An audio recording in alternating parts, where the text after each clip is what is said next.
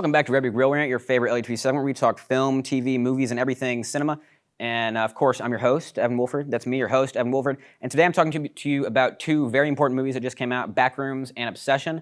People are seeing them as a double feature and they're calling them Back Session.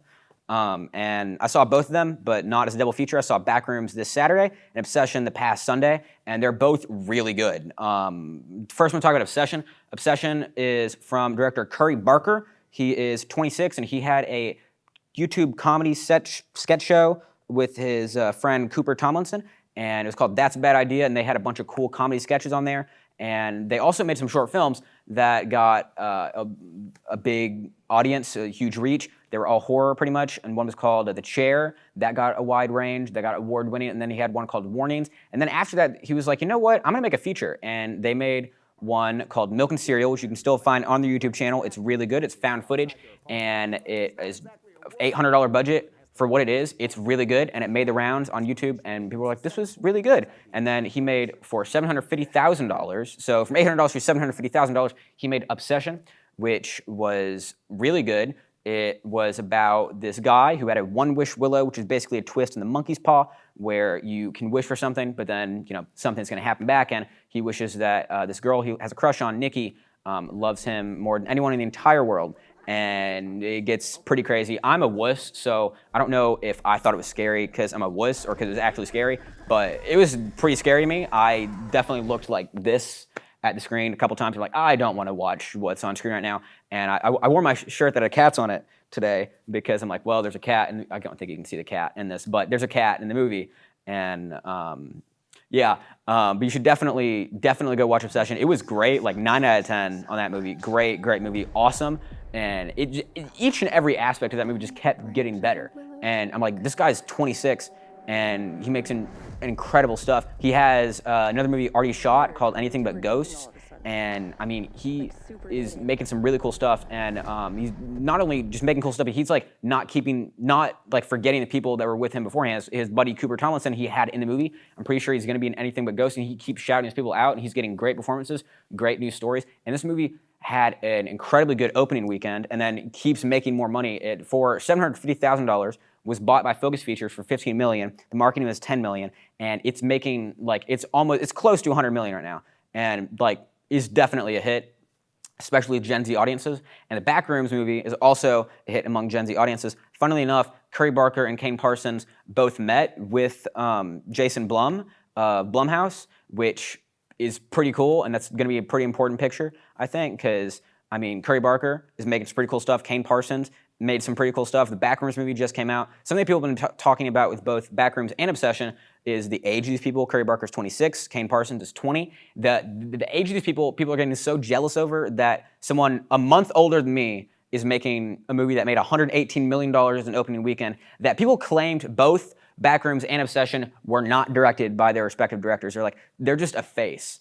And Kane Pickles actually commented on a video about that with the most sarcastic, perfect comment ever, being like, there's someone else called the Older Gentleman that secretly, and it's like, obviously, it's not true. You fight back, Kane. You tell him where it's at, because he made a pretty good movie. For a first ever feature with $10 million of your budget, you made something pretty cool. And I saw it this Saturday in XD Theater, and I keep seeing negative discourse around it. I'm like, why? This was pretty cool. And it's like, is there a liminal space horror that's definitely a little better? Analog horror that's a little better? Probably. But analog horror and liminal spaces have been a thing for a while that people have been really interested in, and to see this sort of blow up into this a bigger thing is really cool. The Backrooms was not Kane's idea. It was from a 4chan post from 2019, and the post just had an image of the Backrooms with some caption under it, and he took that along with a bunch of other creators and made a YouTube series. There's a short film you can go watch right now that has 80 million views called Backrooms, Found Footage 1, and he has a whole series on it. It's really cool. He made another series on his channel called The Oldest View, and he's made a bunch of stuff. He's a pretty cool guy, and the fact that he's made this awesome thing, A24, who made some wildly successful, really creative movies, pitched him at 19, and I see why people keep talking about his age during this, because I'm 19, A24 could have pitched me an idea if I just did something with it. That's pretty cool. I'm jealous that I didn't make the Backrooms movie, because that's awesome.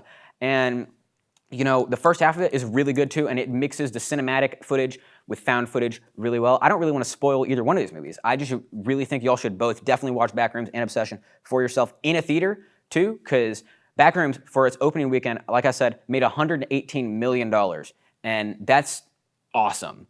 Because analog horror has been a form of horror for a while. Liminal spaces, which is just sort of nostalgia feeling spaces, in between spaces, have been a thing, like online and in certain spaces for a while. So to see something like that do so well with such a wide breadth and a huge audience and make so much money is really cool. And that's something that people should be talking about more. And I mean, like, there's a certain scene in the movie that meant a lot to me too, because there's an artist called The Caretaker who makes some incredible music. He made a long concept album called Everywhere at the End of Time, where each song is slowly progressing to get more deteriorated, to sort of showcase the deterioration within your mind when you have Alzheimer's. And there's a song from that album, B2, All It Follows Is True, which is in the movie, and it's like in the perfect scene, and it showcases what it's used for so perfectly. And The Caretaker's music has been used for like Backrooms inspired liminal space analog horror stuff so much that it was so cool to see that song on there. I was like, this is awesome. The Caretaker is in like a movie, and it's definitely something you should definitely go see. I would definitely see Backrooms, and I would see Obsession. Go see Backsession as soon as possible. Yeah, both are really great movies. Backrooms, I gave it 8. Obsession, I gave it 9. I totally recommend go see them. So that's all I have for y'all. Go see movies. For more LUTV News content, follow us here on Facebook, X, and Instagram, and YouTube. And for more content from Red Beak Productions, you can follow us on Instagram, you can follow us on YouTube, and you should join our Discord server. For more stuff, just follow us. Go see us. And definitely go see Backrooms, go see Obsession, and don't get lost in the Backrooms. So, yeah.